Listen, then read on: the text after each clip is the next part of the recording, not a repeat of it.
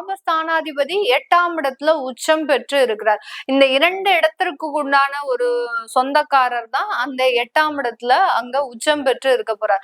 இப்போ இந்த மறைவு ஸ்தானம் அப்படின்றது நம்ம எடுத்துக்கும் போது இந்த மிதுன ராசி என்பவர்களுக்கு கெட்டவன் கெட்டிடில் கிட்டிடும் ராஜயோகம் அப்படின்றத சொல்றோம். அப்போ 6ஆம் இடத்திற்கு உண்டானவர் உங்களுக்கு 8ஆம் இடத்துல போய் மறைஞ்சிட்டாரு, அதுவும் உச்சம் பெற்று மறைகிறாரு அப்படின்ற போது மிக பெரிய அளவுக்கு கடன்னால வரக்கூடிய பிரச்சனைகள் வழக்குகளா வந்துருமோ நமக்கு, இந்த கடன் பிரச்சனை தேவையில்லாத ஒரு கோர்ட்டு கேஸ் வழக்குன்னு போயிடுமோ அப்படின்னு நினைச்சவங்களுக்கு அதுல இருந்தெல்லாம் சில பிரச்சனைகள்ல இருந்து நிவர்த்தியை கொடுக்கக்கூடிய ஒரு தருணமாக இருக்கும்.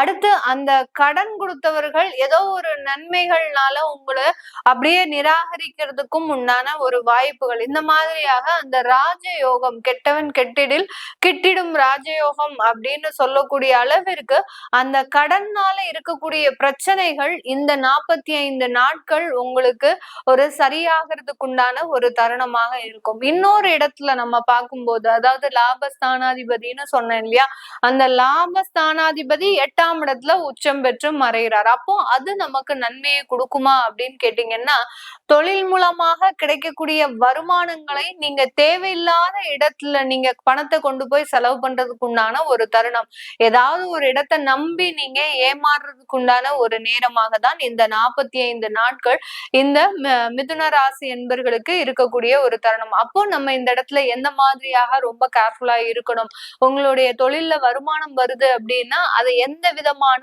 அடுத்த முயற்சிகளுக்கும் நீங்க அதை கொண்டு போக கூடாது. கொண்டு போகாம ஒரு 45 நாட்கள் எந்த விதமான